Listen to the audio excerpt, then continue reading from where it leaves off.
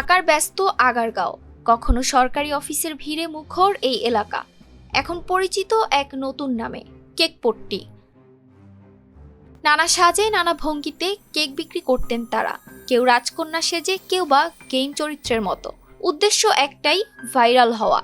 তাদের চারপাশে ভিড় জমাতেন ইউটিউবার, দর্শক আর কৌতূহলী মানুষ। এ যেন কেক বিক্রির চেয়ে বেশি হয়ে উঠেছিল একটা সোশ্যাল মিডিয়া ফেস্টিভ্যাল। কিছু মিষ্টি যিশু আমায় দিব চাই তোমায়। কিন্তু এই মজার আড়ালে তৈরি হচ্ছিল বিশাল ভোগান্তি।